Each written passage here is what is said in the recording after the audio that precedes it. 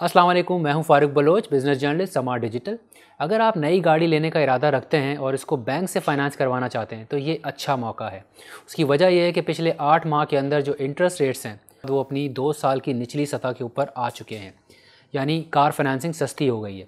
इसको मैं मिसाल से समझाता हूँ। अगर आप 1000 सीसी कार लेने जाते हैं जिसकी कीमत समझ लें 20 लाख रुपये है, तो उस पर अगर आप 6 लाख रुपये अपनी जेब से देते हैं तो मज़ीद 14 लाख रुपए का आपको बैंक से कर्ज़ा लेना पड़ेगा। और अगर आप 5 साल का प्लान लेते हैं, यानी ये कर्ज़ा 5 साल में वापस करते हैं, तो इस कर्ज़े की कीमत जो आपको बैंक को अदा करनी है वो तकरीबन 4,60,000 रुपये है। और अगर इसका मुवाजना मई 2019 से किया जाए तो ये अमाउंट उसके मुकाबले में काफ़ी कम है। हमारी रिसर्च के मुताबिक इस वक्त जो मार्केट में रेट चल रहा है वो काइबोर प्लस 4 है। काइबोर या कराची इंटरबैंक ऑफर रेट वो रेट होता है जिस पर बैंक एक दूसरे से कर्ज़ा लेते हैं, और ये इस वक्त तकरीबन 7.7% चल रहा है। तो अगर आपको काइबोर प्लस 4 का रेट मिलता है तो ये कर्ज़ा आपको 11.7% पर मिलेगा। काइबोर रेट ख़ुद भी स्टेट बैंक के मॉनेटरी पॉलिसी रेट के ऊपर डिपेंड करता है, जो कि एक डिस्काउंट रेट होता है और काइबोर से कम होता है। यानी इस वक्त अगर काइबोर 7.7% चल रहा है तो मॉनेटरी पॉलिसी रेट 7% है, और इसी साल मार्च के महीने में मॉनेटरी पॉलिसी रेट 13.25% तक भी रहा है। लेकिन तब से अब तक स्टेट बैंक ने इसमें 6% से ज़्यादा कमी कर दी है। और यही वजह है कि इस वक्त अगर आप मार्केट में कर्ज़ा लेने जाते हैं गाड़ी के लिए तो आपको 11.7% पर मिलेगा, और इसका मुवाजना अगर 2019 से किया जाए तो ये काफ़ी कम रेट है।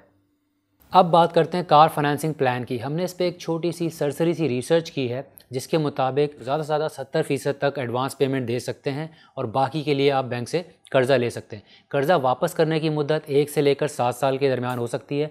अगर आप ज़्यादा से ज़्यादा पैसे एडवांस यानी अपनी जेब से देते हैं तो जो आपकी माहाना किस्त है उसका अमाउंट कम हो जाता है। इसी तरह अगर आप ज़्यादा से ज़्यादा पैसे बैंक से फ़ाइनेंस करवाएंगे तो आपकी जो माहाना किस्त है उसका अमाउंट बढ़ जाएगा। हर साल ये किस्त रिवाइज़ होती है क्योंकि ये काइबोर रेट्स के हिसाब से चलती है। फॉर एग्जांपल अगर आप लीज़ कराते हैं तो 1 साल तक यानी 12 किस्तें आपको इसी रेट के हिसाब से पड़ेंगी, लेकिन जो 13वीं किस्त देंगे यानी दूसरा साल जो होगा उस वक्त जो काइबोर रेट चल रहा होगा वो उसके हिसाब से देनी होगी। अगर काइबोर रेट बढ़ गया तो किस्त बढ़ जाएगी, और अगर काइबोर रेट कम हो गया तो किस्त कम हो जाएगी। अब आप सोच रहे होंगे कि क्या काइबोर रेट्स मज़ीद नीचे आएंगे तो क्यों ना थोड़ा सा इंतज़ार कर लिया जाए, फ़ाइनेंसिंग थोड़ी सी और सस्ती हो जाए।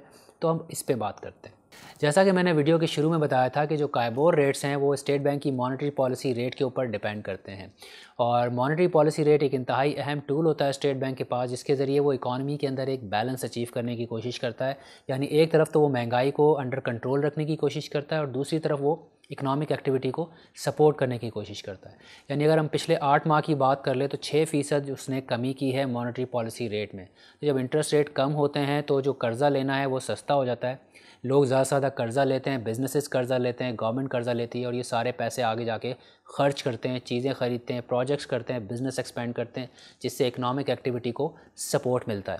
लेकिन एट द सेम टाइम इससे ख़दशा ये होता है कि महंगाई भी बढ़ना शुरू हो जाती है। फिर स्टेट बैंक इसको देखता है कि महंगाई कहाँ तक जाएगी, तब जाके वो इंटरेस्ट रेट जो है वापस बढ़ाना शुरू कर दे। पिछली मॉनेटरी पॉलिसी में स्टेट बैंक ने अपना जो इंटरेस्ट रेट है मज़ीद कम नहीं किया, तो ये तो एक इशारा है कि शायद मज़ीद नीचे ना जाए। लेकिन माहिरीन का इस वक्त ये मानना है कि इन्फ्लेशन जिसने आजकल सबको परेशान किया हुआ है, इस फिस्कल ईयर यानी जून 2021 तक उसका चांस यही है कि वो 9 से 10% की रेंज में रहेगी।